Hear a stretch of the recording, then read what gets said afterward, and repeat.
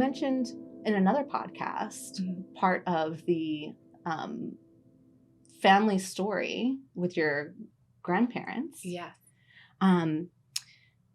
How has their influence changed how you work in your own practice? Yeah, for sure. And working with family in general. Yes. You know? Yeah.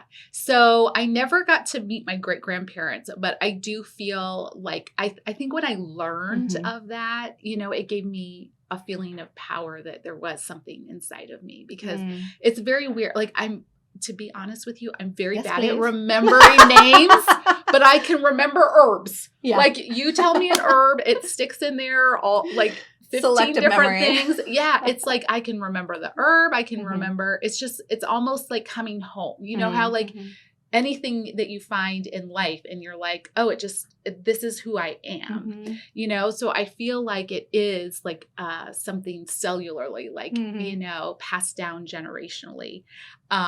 So I think that's where I get that from my ancestors. Yeah. And then my mom, she really loved the essential oils, just like you. I know we've talked about this, that you love the essential oils. So that's where she started getting her training. I see. We actually still have the first essential oil blend she made was called Negativity Be Gone.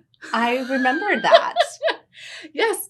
And so she made it, and I would take it to my work, it was right? A spray, right? I would take it to my work because I worked in corporate. And they would applied it liberally. Yes. And they would tell me the afternoon was like, spray your spray, Brittney, spray your spray. And I will tell you a couple different times, some negative people had a very negative response to it and left. Yeah. So it really does get rid. Yes. So that was one of her first blends. And so she really, before we even had the business, she was making essential oil blends. So that's like